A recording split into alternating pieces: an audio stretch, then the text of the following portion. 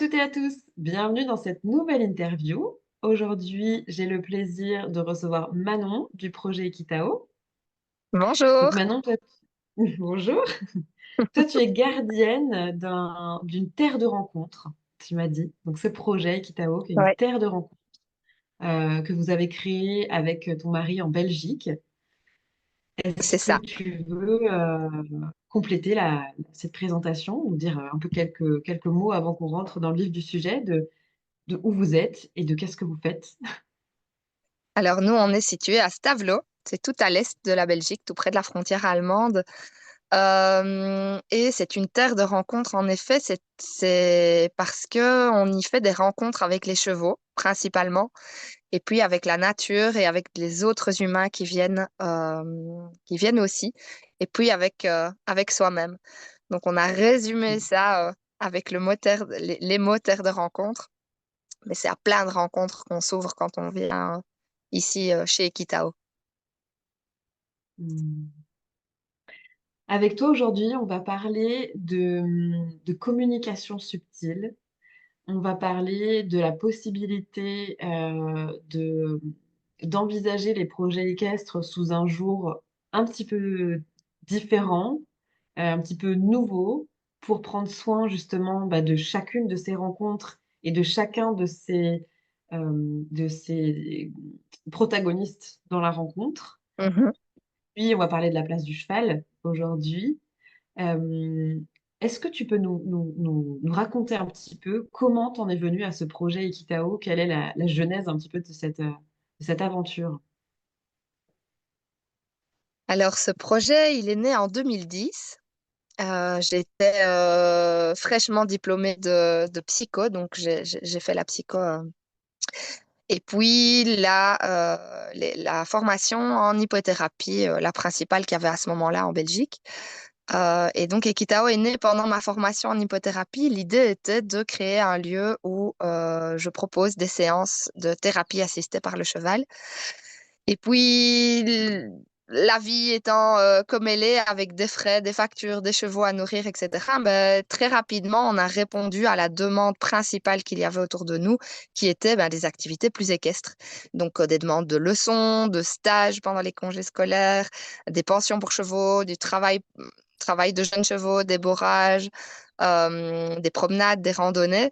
Et donc, on s'est retrouvé assez rapidement à fonctionner comme un centre équestre classique, avec toujours quand même le focus sur la relation, le respect du cheval, la communication avec lui, mais quand même dans un fonctionnement où le cheval nous accompagnait à apprendre l'équitation, à apprendre comment fonctionner avec lui. On restait quand même dans cette sphère équestre-là pendant plusieurs années. Et puis alors progressivement, avec l'évolution bah, justement des humains qui portent le projet, donc il y a moi, il y a mon mari, et puis on a plein d'humains tout autour. Les principaux gardiens, c'est nous deux. Avec notre évolution, notre chemin de vie, comme ça, progressivement, en revenant plus au centre de nous-mêmes, on a pu recentrer le projet et revenir dans quelque chose qui, selon nous, est plus vivant. Hmm. Mais donc, je vais développer peut-être un petit peu, mais je, je, je Ouais, t'en prie. c'est super. C'est super comme ça, on voit, c'est chouette de voir le contexte de ce qui a amené au message que tu portes aujourd'hui, parce que ce qui fait qu'on a un message, c'est qu'on a une histoire. Et donc là, l'histoire que tu nous partages, elle ancre l'importance aussi des valeurs qui sont véhiculées aujourd'hui par votre projet.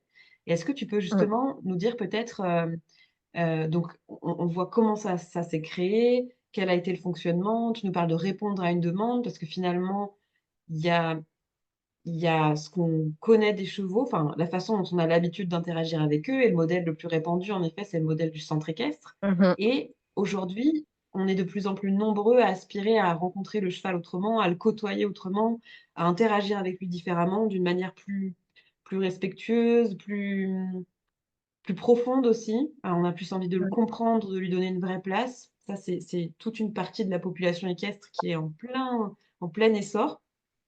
Et Ouais, je trouve que je suis particulièrement contente de faire cette interview avec toi aujourd'hui parce que je ressens à quel point il y a aussi une demande de la part de porteurs de projets équestres de pouvoir faire évoluer, de trouver des solutions en fait, pour pouvoir faire évoluer leur ouais, façon de mettre en place les choses pour que ça réponde à la fois à leurs valeurs, à leur passion, à leur amour pour les chevaux, à leur amour du vivant, à leur envie de contribuer à un monde plus vivant, comme tu disais, et à la fois de pouvoir répondre aux besoins, comme tu l'as dit juste avant, en fait, il y a une réalité matérielle, financière, ouais, derrière tout projet comme ça. Et donc, je suis vraiment ouais. très contente que tu puisses nous parler de ça aujourd'hui. Est-ce que tu peux nous parler justement de ce moment de bascule, en fait? Pourquoi il y a eu ce moment de bascule? Qu'est-ce qui vous convenait plus? Qu'est-ce que vous aviez envie de pouvoir vivre dans votre projet, avec vos animaux, avec les humains qui viennent sur le lieu.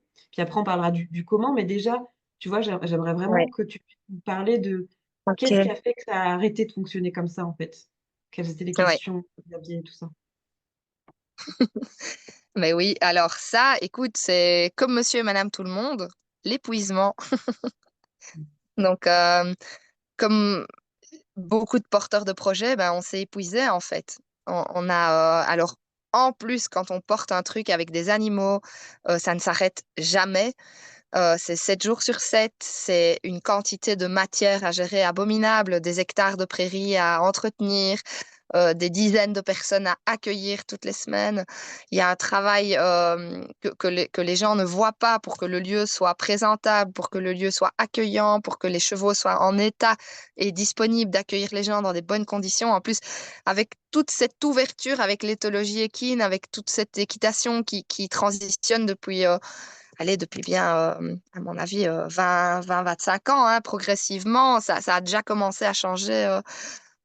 Oui, quand j'étais ado, ça bougeait déjà. Mais donc ça met la pression en fait parce qu'on avait ce truc de il faut bien faire les choses, il faut que les chevaux soient bien parce que déjà qu'ils acceptent de travailler avec les humains, etc. Et donc en fait on se mettait une pression énorme avec des contraintes financières évidemment qui n'arrêtent pas de d'évoluer aussi, le coût de la vie qui augmente, les gens qui ont des budgets limités et donc on veut garder ça accessible et donc on s'est retrouvé au bout de ce fonctionnement-là, en fait, où nos prix étaient bas pour permettre à un maximum de gens de venir, mais ça ne nous permettait pas de tout payer. Donc, on était même en stress financier. Enfin, si, on arrivait toujours à faire plus ou moins un bouffe, mais c'était chaque fois sur le fil. Donc, on n'était même pas sécure à ce niveau-là. On travaillait trop. Et donc, on a eu un premier enfant il y a 10 ans, notre fille a 10 ans, et puis un deuxième.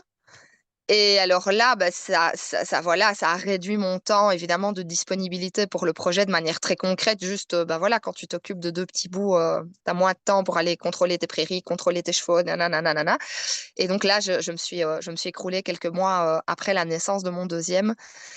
Et enfin, alors, on a pu s'ouvrir à de l'aide, à dire, OK, en fait, on va pas y arriver juste nous deux. Parce qu'il y avait nous deux, et puis alors on avait depuis quelques mois à ce moment-là un palefrenier, donc qui est Julien, qui est toujours là, qui s'occupe de faire les box, enfin voilà, tout ce un homme d'entretien fait dans une écurie.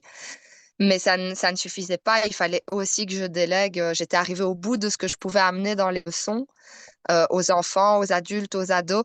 En fait, quand je donnais 10 heures de cours, c'est comme si j'avais travaillé 45 heures. C'était, j'étais vraiment au bout, alors que je faisais ça très bien. Tout le monde était content, les chevaux allaient relativement bien.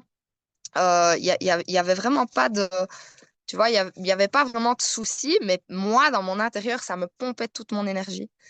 Et donc là, j'ai délégué à une super chouette fille qui a pris un peu le relais à ce moment-là. Et, et ça m'a permis alors de me plonger dans ce que moi j'avais à travers et de revenir. En fait, je m'étais éloignée de ce pourquoi j'avais lancé ce projet, qui était en fait cette rencontre entre l'humain et le cheval, mais profonde. Tu disais, il y a de plus en plus de gens qui sont dans ce truc-là profond, de rencontrer le cheval avec toutes ses parts à soi et toutes les parts du cheval. Et en fait, c'était ça dès le début qui m'habitait. Je m'en étais éloignée parce que j'avais plus. J'étais partie dans la porte d'entrée équestre. Et c'est toujours important qu'il y ait cette porte d'entrée-là parce que pour beaucoup de personnes, ça va passer par de l'équestre.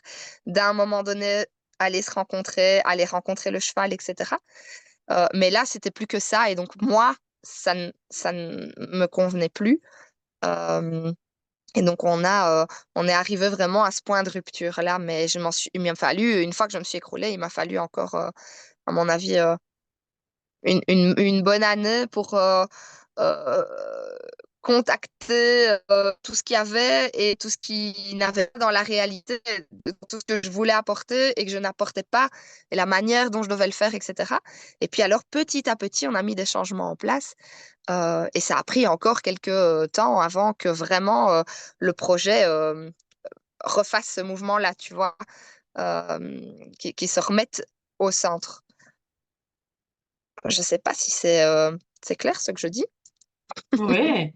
Et oui, Oui, puis je pense que vraiment, ça peut parler à beaucoup de personnes, même au-delà de... Bon, là, c'est vraiment spécifique au projet EQUESS, mais en même temps, toute personne qui entreprend un projet, je pense, je sais pas, un écolieu, enfin n'importe quoi qui demande de ouais, gérer, comme tu disais, de la matière, et même pas forcément de la matière, on est, on peut vite être rattrapé par ce côté des angoisses financières, l'épuisement, enfin tout ce que tu décris, je pense que ça ouais, peut parler à beaucoup de gens.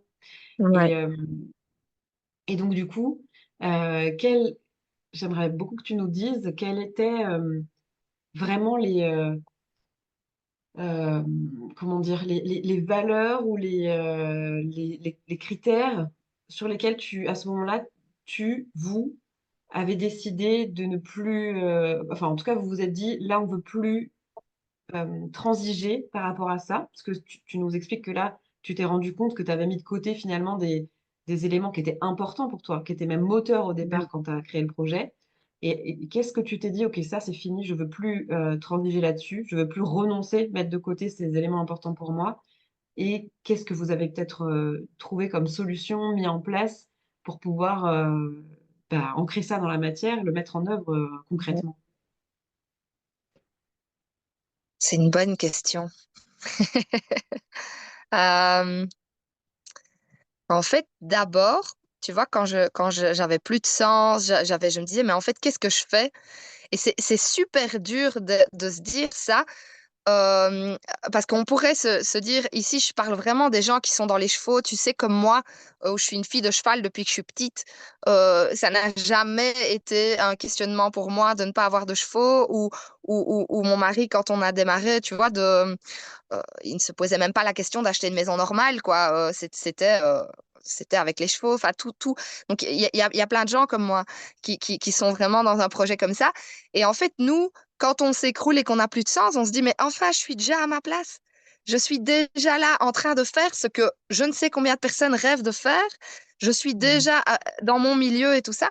Donc déjà d'accepter de se dire que on a le droit de plus être à sa place à cet endroit-là. Tu vois, il y a eu vraiment quelque chose comme ça chez moi où je me disais, mais en fait, moi, j'ai lancé ce projet, j'avais 24 ans. J'avais déjà une chance de fou, j'avais déjà... donc, c'était d'accepter ça, en fait, malgré que j'étais à la bonne place, j'étais pas tout à fait à la bonne place. Tu vois, cette nuance-là, elle a mis du temps à se rendre compte. Et c'est à ce moment-là, j'ai perdu mon cheval. J'avais un cheval avec qui j'avais eu un coup de foudre comme ça. Et enfin, c'était un truc complètement fou, ouais, presque magique comme ça. Et en plus que je commençais à aller pas bien, boum, il est mort. Et là, alors, ça m'a plongé vraiment dans ce besoin de temps juste pour moi, du temps qui ne sert à rien. Et ça, je n'avais pas parce que comme on est toujours occupé dans un lieu, les propriétaires de chevaux le savent, on passe plus de temps à ramasser les crottins, à les brosser, à soigner les bobos, à acheter des compléments que vraiment à être avec eux. Et en fait, je me suis rendu compte que c'était ça qui avait manqué toutes ces années. Parce que chaque temps que je passais avec eux, il me servait à quelque chose. C'était du temps que je gagnais sur un autre truc. Et même du temps de qualité que je passais avec un cheval, bah, ça me servait à gagner du temps pour il se sentait bien pour les séances qui allaient suivre, où j'étais déjà connectée avec lui et donc la balade qu'on allait faire, ils allaient être plus cool. Mais tu vois, il y avait toujours cette utilisation du temps et Et là, comme j'avais plus d'énergie, bah, j'étais obligée de passer du temps à rien faire vraiment, parce qu'en plus, j'avais plus beaucoup d'idées, j'avais plus beaucoup de créativité. Donc, je fonctionnais juste dans les activités habituelles, alors que moi, je suis super créative, j'ai des idées, j'ai même plus d'idées que de temps qu'il faut pour les faire. Et là, j'avais plus ça. Et donc, ça m'a permis de me rendre compte qu'il y a du temps. Et pour mon mari, lui, il s'occupe aussi du projet, mais alors pas du pôle vraiment chevaux. Il s'occupe des gîtes, il s'occupe de la salle de sport. Et lui, alors, ça lui a permis vraiment de se rendre compte, oui, qu'on avait besoin aussi de temps en famille, de qualité. Parce qu'on était toujours en train de se croiser, en fait. Soit lui gardait les enfants et moi je faisais des choses, soit moi je gardais les enfants et lui faisait des choses. Et alors là, il a pu aussi ramener, lui, ça dans la famille en disant, mais en fait, non, on doit vraiment avoir X heures par semaine à quatre ensemble. Et l'unité familiale, en fait, elle est devenue un repère pour chacun revenir à l'intérieur de nous, tu vois, au centre, dans cette capacité à juste être là pour le plaisir, pour être juste là, quoi. Et ça a été un apprentissage et je pense que c'est ça qui nous avait manqué. Et c'est tout ce temps à rien faire, à profiter, qui nous a amené à nous décentrer tellement et à aller jusqu'à s'épuiser alors qu'on était tellement motivés et convaincus du projet. Mais ça nous a amené à douter même du projet en se disant, mais en fait, on n'a pas les épaules. Alors qu'en fait, évidemment que personne n'a les épaules de porter des projets à partir d'un temps qu'on doit tout le temps rentabiliser. En fait, c'était pas humain. Et ça, c'est Et les important. aléas C'est du cette prise de direct, toutes ces conscience-là soucis que techniques. j'ai envie ouais, Mais nous de revoilà. partager Donc, donc du maintenant, temps de tu nous rien. parlais de l'importance dans cette phase de transition d'avoir des temps de rien dont vous avez vraiment pris conscience à ce moment-là.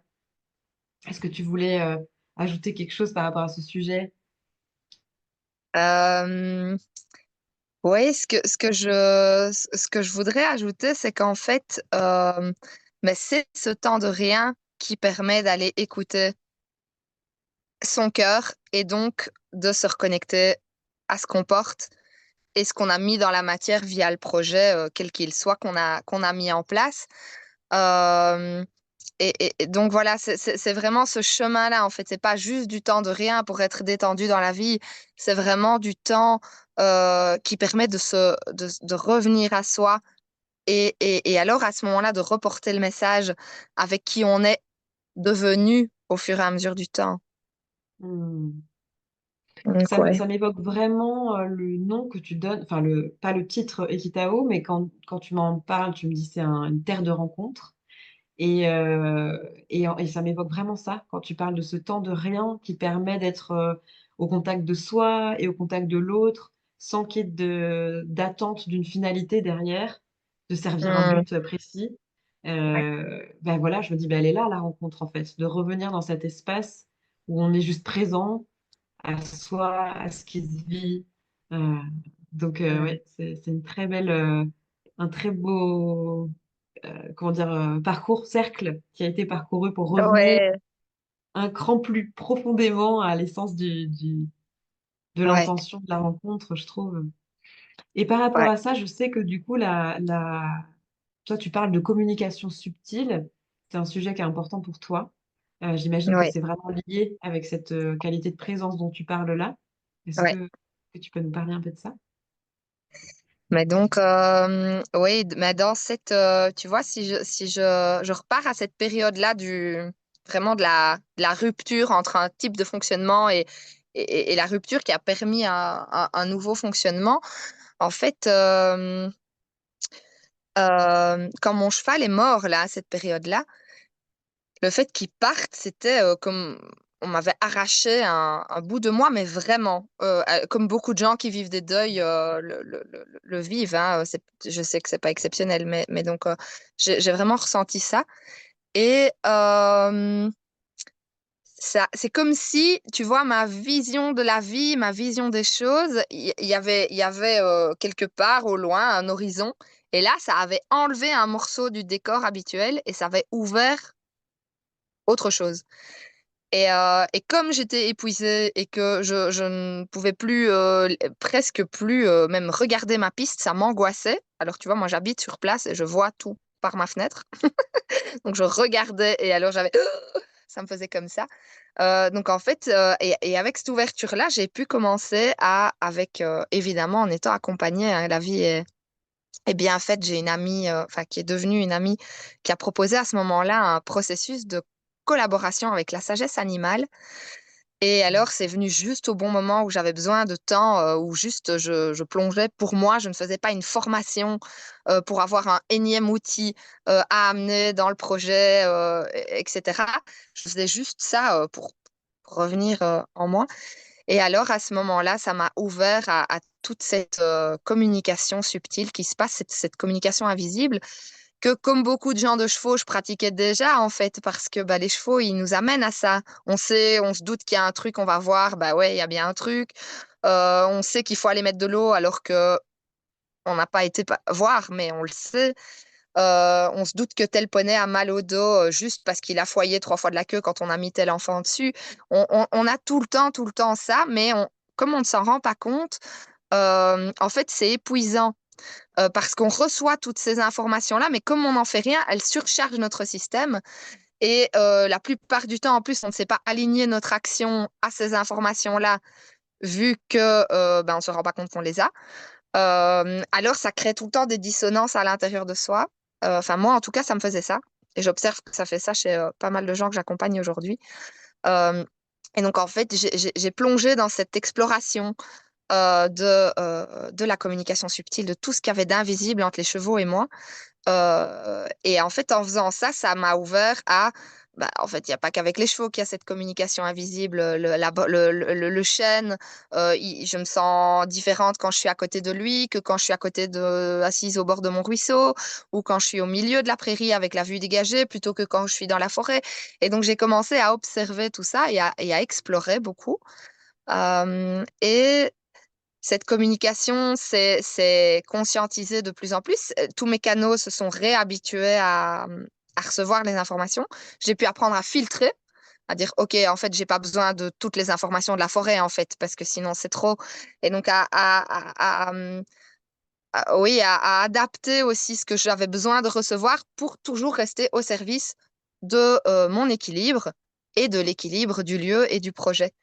Et donc, c'est ça que je dis que cette formation, cette initiation à cet éveil à la communication subtile, ça a été, c'est la base de tout ce qu'on peut faire maintenant et qui va continuer, j'imagine, à évoluer parce que, voilà, ça, on n'arrête jamais de changer, on n'arrête jamais le mouvement.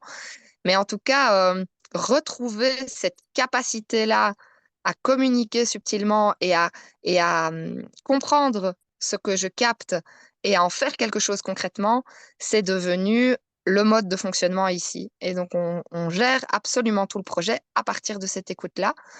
Euh, alors, je dis absolument tout le projet euh, parce que je suis rodée, mais il y a quand même des moments où c'est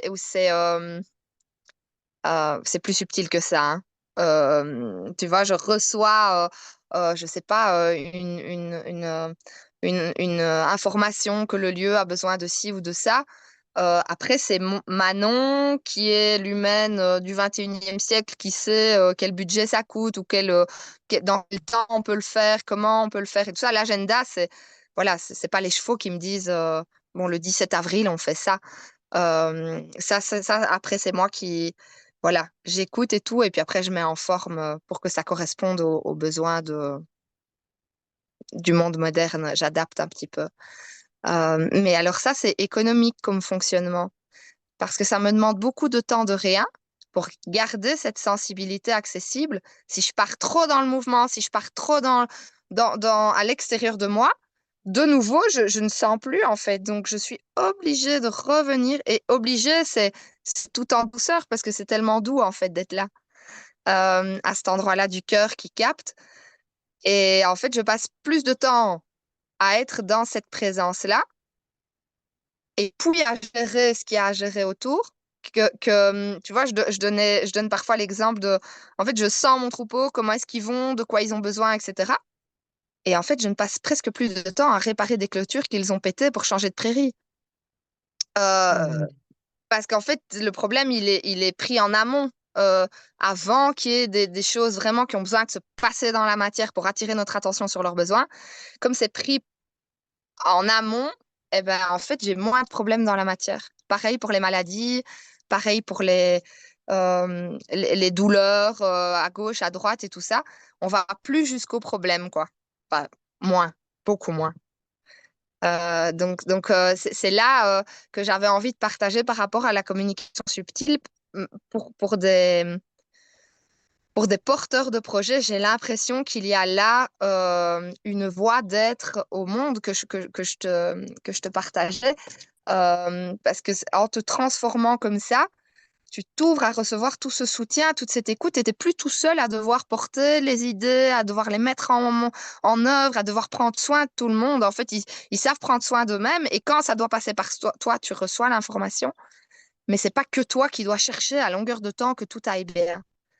Alors ça, l'économie d'énergie, elle est énorme. Donc ça me permet de gérer toujours autant de matière qu'avant, voire même peut-être un peu plus euh, parce qu'il y a plus de chevaux qu'avant ici, parce qu'il y a quand même plus d'activités. On a quand même un petit peu grandi depuis cette transition. Mais en fait, je le fais avec beaucoup moins de fatigue que les activités plus restreintes qu'il y avait avant. Voilà un petit peu ce que j'avais envie d'amener. Mais après, je ne sais pas si c'est assez concret, cette communication subtile. Tu vois, Ben, en tout cas,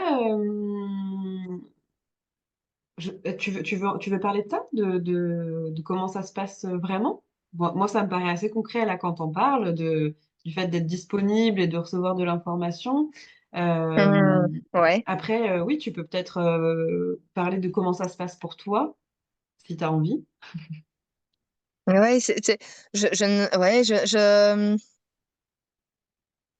que... ah ouais, voilà, je sais ce qui vient.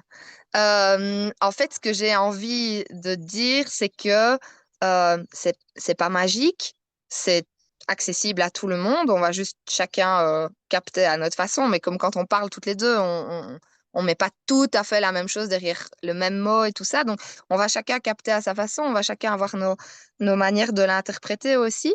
Mais alors, ce qui est important, ce que ça demande, la communication subtile, c'est d'être prêt à, à ce switch de fonctionnement, tu vois. Et ça, c'est de la responsabilité de chacun. Et c'est l'épuisement qui m'a amené à cet endroit-là. Et ce que je Hmm. souhaite vraiment partager, c'est que s'il y avait plus d'humains qui nous montraient le chemin, on n'aurait pas besoin d'aller se casser les dents et aller se faire encore mal alors qu'on porte déjà tellement de trucs qui font mal de base. Euh, voilà, c'est nécessaire à certains moments. Et puis, j'ai envie de dire, il y a des humains qui fonctionnent déjà comme ça, qui sont déjà dans cette écoute-là et qui l'incarnent. Et donc, de pouvoir aller s'inspirer d'eux. Moi, j'ai des mentors extraordinaires à ce niveau-là. Et on a besoin d'humains qui nous guident pour faire ce switch de fonctionnement. Parce que ça a l'air tout simple, comme je le dis, mais en fait, c'est carrément révolutionnaire dans le monde dans lequel on vit de se dire qu'on va juste respirer dans le cœur, qu'on va revenir dans la présence, qu'on va juste se remettre dans le grand cercle et arrêter de croire qu'on est au centre et qu'on doit absolument s'occuper de tout. C'est révolutionnaire. C'est pas du tout à ça qu'on est conditionné depuis qu'on est petit et c'est même difficile à expliquer, à en parler. Là maintenant, il y a beaucoup de choses qui changent, donc on ose en parler et l'incarner et tout ça beaucoup plus. Mais et donc c'est tout un chemin quoi. Et c'est pas quelque chose qu'on peut implémenter juste par la volonté. Comme un outil où, tiens, voilà, je sais pas, j'apprends le clicker training et puis je vais utiliser ça pour faire apprendre à mon cheval à accepter le vermifuge. Ou, tu vois, c'est pas c'est quelque chose qui vient de l'intérieur et qui s'installe très progressivement. Euh, Il faut pratiquer pour, ouais. c'est comme un muscle, mais un muscle intérieur. pour Oui, développer cette présence, ouais. c'est Et vrai. est-ce que ça, du coup, je me demandais, c'est quelque chose que tu transmets dans vos activités ici, cette qualité d'écoute et de présence, c'est quelque chose qui, du coup, s'infuse dans dans vos propositions? Ouais, oui, complètement. En fait, c'est même ce qui entoure toutes nos propositions, tu vois. Euh, Ici, ce qu'on a voulu faire, même si on a transitionné vers ce fonctionnement-là, on a vraiment reçu, bah justement, oui, on est vraiment resté en contact avec l'information générale du lieu, qui était de rester ouvert à un maximum de personnes. Et donc, juste se poser dans une prairie, contempler la beauté, ressentir les choses, aller dans la lenteur. Tu vois, cette présence simple, c'est pas accessible à tout le monde. C'est pas la porte d'entrée de tout le monde. C'est la porte d'entrée de certaines personnes qui vont s'asseoir et puis qui vont écrire un poème de fou ou qui vont rester là. Mais il y a pas tout le monde qui sait commencer comme ça. Et donc, nous, on a vraiment eu l'information qu'il fallait qu'on reste accessible autant aux personnes qui savent faire ça, qui vont eux aller là-dedans. Et puis de là, ils vont avoir une idée, ils vont avoir envie d'aller rencontrer les chevaux et puis de les emmener promener. Je sais pas, j'invente. Et puis, il y en a d'autres qui vont vouloir venir faire du cheval, aller faire une promenade. Et petit à petit, avec l'amour du cheval qui est là, ça touche leur cœur, ce cheval qui est si gentil, ce cheval qui est si disponible, qui veut bien aller promener, qui veut bien être brossé et tout ça. Petit à petit, de faire des choses, ils apprennent à mieux se connaître, ils apprennent à ouvrir leur cœur et à ressentir les choses. Mais leur porte d'entrée à eux, ça a été de commencer par faire des choses. Et nous, on a vraiment on a le continuum, quoi. Et on essaye chacun de rester connecté, si tu veux, à l'essence du projet qui est cette présence-là, qu'on amène dans l'action, qu'on amène dans ce qu'on fait, parce que voilà, on est sur Terre, c'est comme ça, et donc c'est dans l'action que ça doit se déployer. Euh, mais alors, on va avoir, selon le titre des activités, si tu veux, bah, ça va être plus ciblé de enfin, oui, tel ou tel port d'entrée va être plutôt utilisé. Mais au final, on ramène tout le monde à cet endroit-là. Enfin, on ramène, tu vois, c'est ça le fil rouge. Et on fait ça maintenant, même avec les enfants qui viennent en mode Poney Club. Alors, ça s'appelle pas comme ça chez nous à Poney Club, mais tu sais, des enfants qui viennent, qui sont inscrits, qui payent un abonnement par trimestre, comme dans un centre équestre. Eh ben, on est même en train de vraiment créer cette approche. Alors, pour l'instant, on l'appelle l'approche Equitao. On n'a pas, j'ai pas encore modélisé un truc parce que je sais pas si c'est modélisable, mais en tout cas, on a un système où ils viennent une semaine sur deux. Une semaine, ils sont à cheval.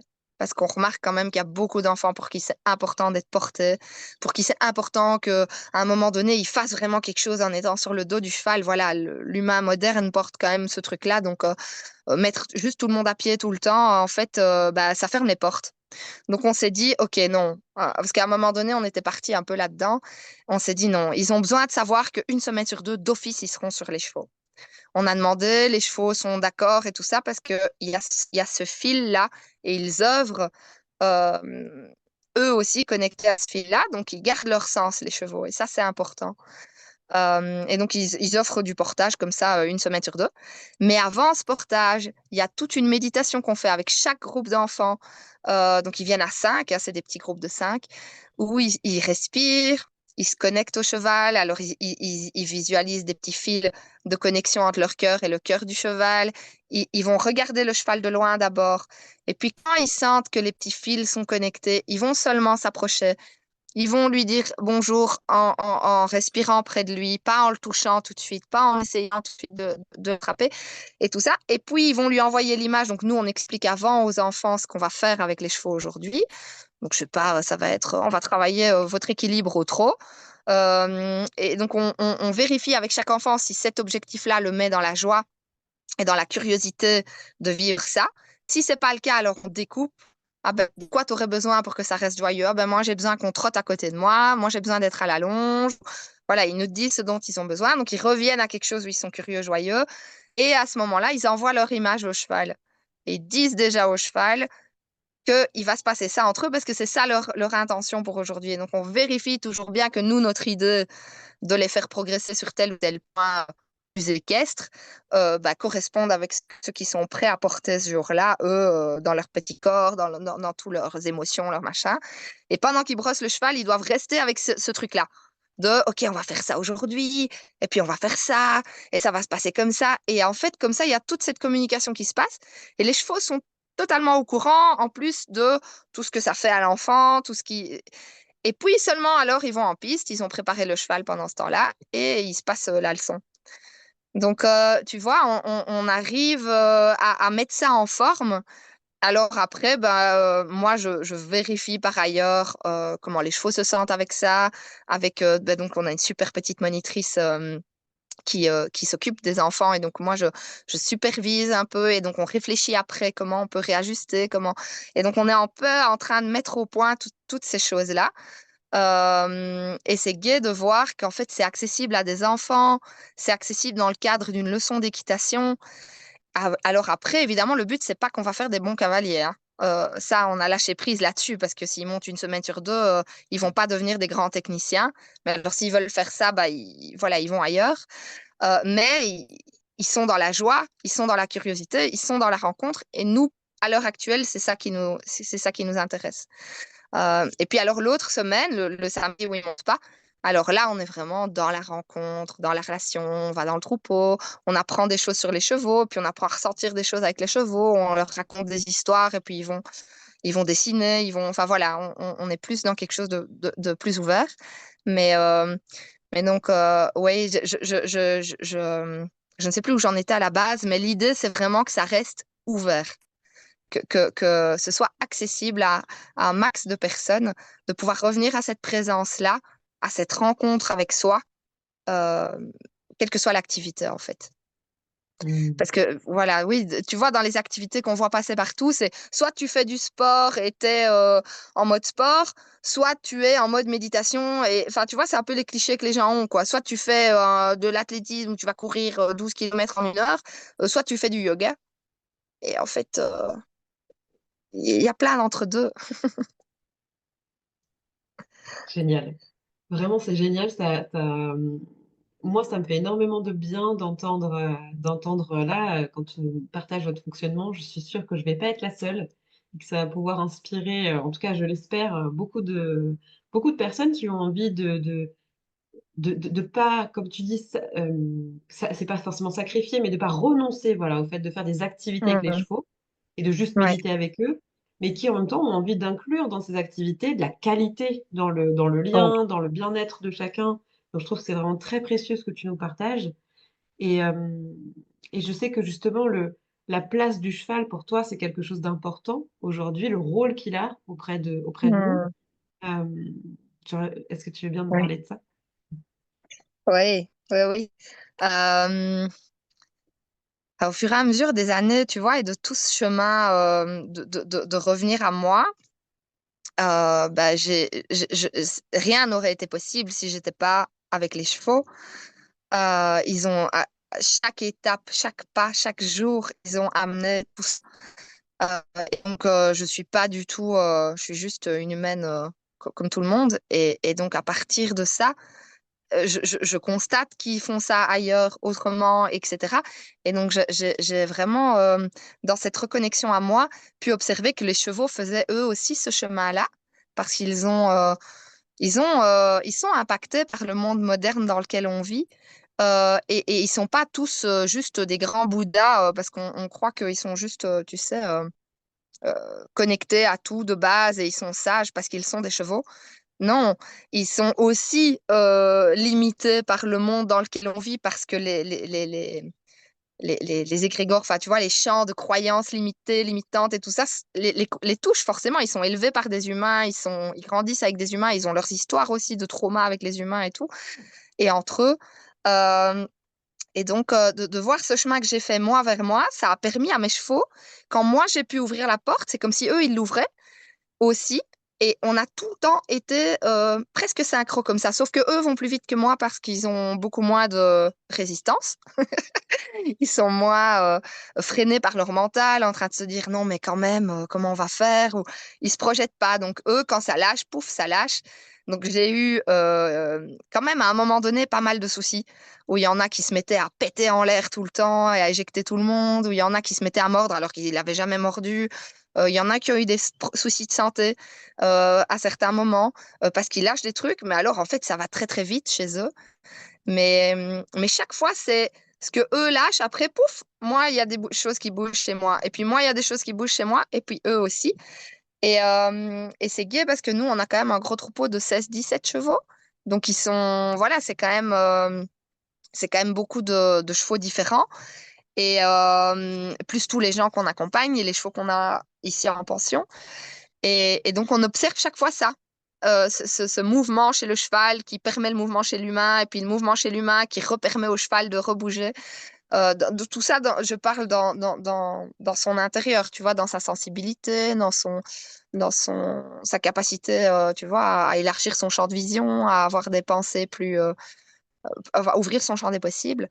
Euh, et donc, ce cheval, je pense vraiment qu'il est important de le revoir aujourd'hui comme on l'a vu il y a des milliers d'années quand on a commencé à utiliser la terre pour se développer, quand on a commencé à cultiver les champs et à prendre les chevaux pour nous aider à les utiliser. En fait, il est important aujourd'hui que l'utilisation de loisirs qu'on a du cheval reprenne du sens parce qu'en fait, on s'amuse avec tout. On a plein de choses. Alors pourquoi continuer à s'amuser avec les chevaux alors qu'ils sont des êtres vivants qui eux aussi sont sur Terre avec leurs spécificités? Et donc c'est important pour moi que dans ce chemin où on se retrouve, le cheval ne soit pas un outil, mais soit vraiment remis à sa place d'être vivant qui a juste pris une forme de cheval. Et c'est dans cette conscience-là qu'il peut vraiment nous accompagner dans cette transition sociétale dans laquelle on est, où il y a des pertes de repères parce qu'on remet tout en question, mais il n'y a pas encore de nouveaux modèles et donc on ne sait pas trop comment ça va se passer.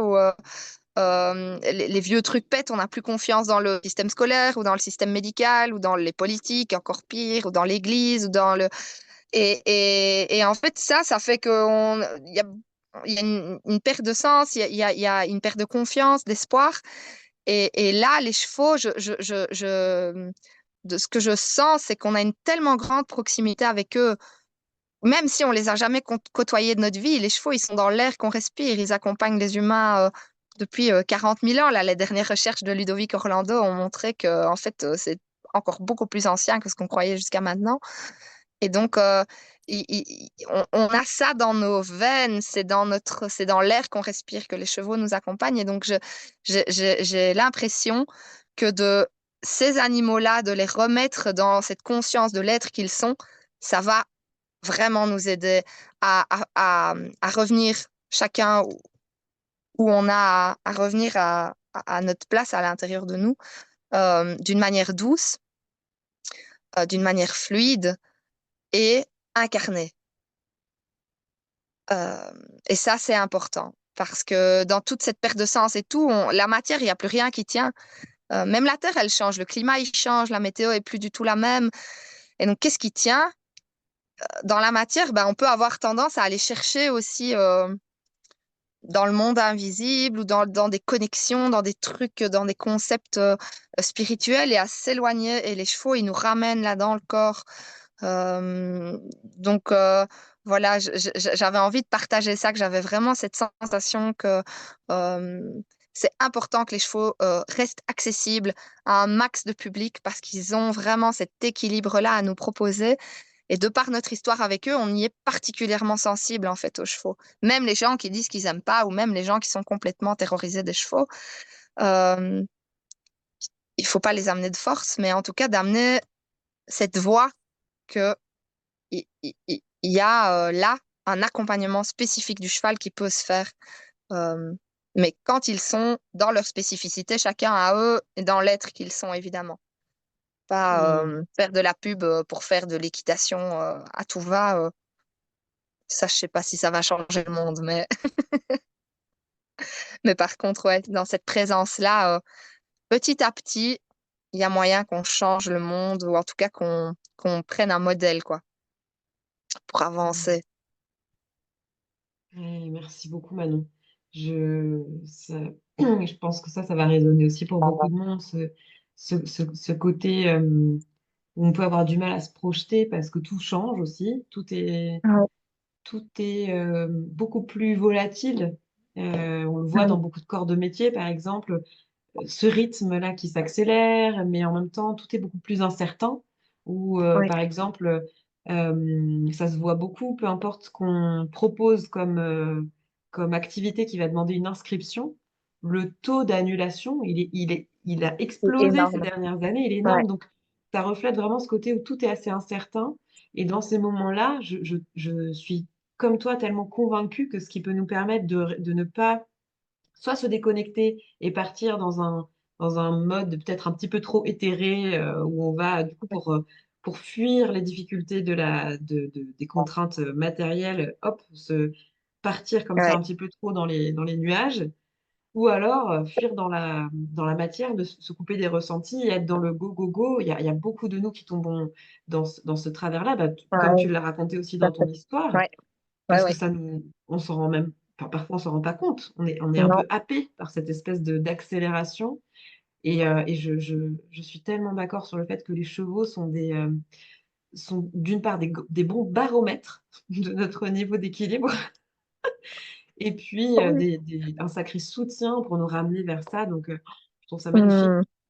que tu partages et tout ce que tu Ouais. proposes. Et j'avais une question du coup par rapport euh, on s'approche doucement de la fin, mais j'aimerais quand même que tu nous parles de ce nom Ekitao. Pourquoi vous avez choisi ce nom? Qu'est-ce qu'il représente pour vous? Ah, c'est ouais, c'est une bonne question. Alors, quand j'ai commencé à vouloir bah, lancer mon activité et commencer à travailler avec les chevaux, c'était en 2010. Je me demandais comment on allait appeler ce projet. Et donc, j'avais envie qu'il y ait Eki dedans parce que c'était à la mode à ce moment-là. Il y avait Eki ceci, Eki cela et tout ça. Donc, je me disais, il faut quand même un truc qui, dans l'air du temps, quoi. Et je lisais le Tao du cheval.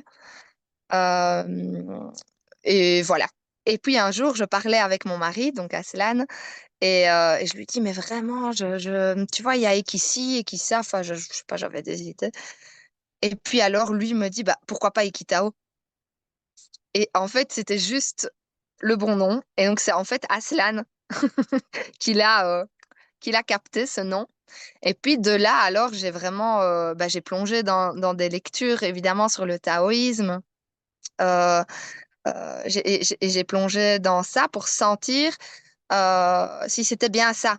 Parce que, alors le mot Tao, évidemment, était sur le titre de mon bouquin, hein, donc je veux dire, il est venu, il était écrit sur la couverture du livre de Linda Kohanov, mais je voulais quand même pas que ce soit juste ça. Il fallait que je plonge, et j'ai vraiment senti que c'était juste. Et alors, ce qui est amusant, c'est qu'en fait, on l'a pas du tout porté, ce truc au début, ce retour à l'être, ce retour à sa nature, au temps de rien.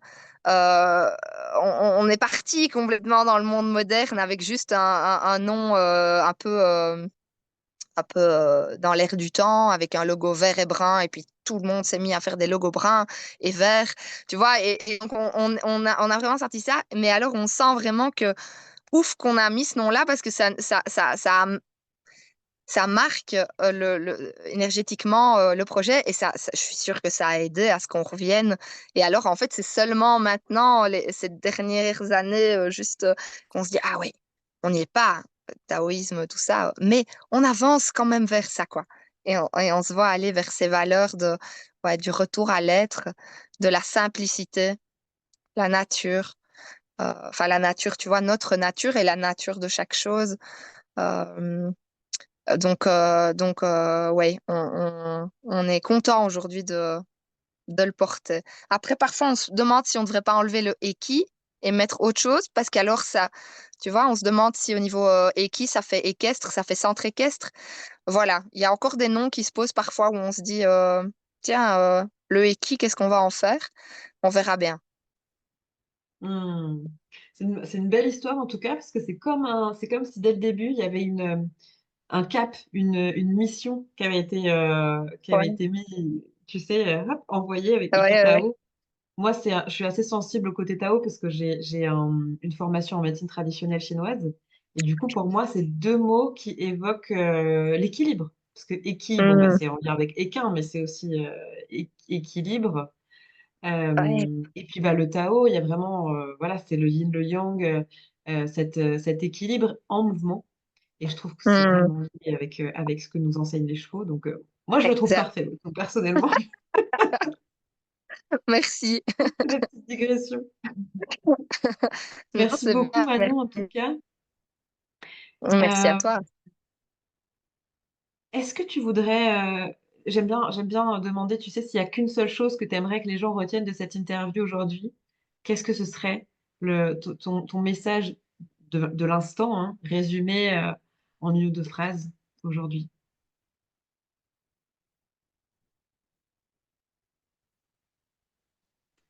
Hmm. Ce qui me vient, c'est ouais, d'insister, de rappeler l'importance des liens. C'est dans le lien. Donc nous, on appelle terre de rencontre, mais c'est vraiment dans le lien que on peut retrouver de la confiance.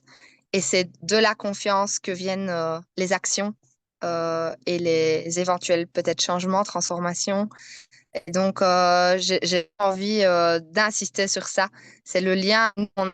Enfin, ça se sent dans tout ce que j'ai dit, mais ce lien avec ce lieu ici qui nous porte, qui nous soutient, mais c'est incroyable. En fait, c'est un être vraiment présent. Et donc de se lier avec ses lieux, avec son lieu, se lier avec son cheval ou avec ses chevaux quand on en a plusieurs, et respirer dans le lien aux arbres qui sont dans les prés. Et en fait, c'est vraiment ça, c'est de retisser la conscience qu'il y a tous ces liens-là. Ça permet la confiance. Et une fois qu'on est en confiance, tout est possible. Hmm. Voilà, j'ai dit plus que deux phrases. Mais voilà. Un grand merci, Manon. Vraiment un grand Merci à toi, merci. Blandine. Merci pour cet espace. Merci pour ce que tu offres de cet équilibre du Tao que tu incarnes. Merci beaucoup. Merci à toi. Est-ce que tu veux dire un mot de la fin? Bienvenue. S'il y a des questions, des réflexions suite à cette interview, moi j'aime bien de partager. Donc, s'il y a des personnes qui ont des questions à me poser plus concrètes ou philosophiques, bienvenue. J'en profite pour dire que on peut te retrouver sur ton site internet, sur Facebook, sur les réseaux et que Oui. tous les liens seront dans la description de cette vidéo. Et puis n'hésitez pas à aller rencontrer ce lieu, les humains qui en sont les gardiens et qui nourrissent le lieu, les chevaux, les arbres de chez Ekitao. Et encore un grand merci pour ton message, Manon, pour votre écoute, à vous qui êtes là avec nous. Oui, merci à tous. Et à bientôt. À bientôt.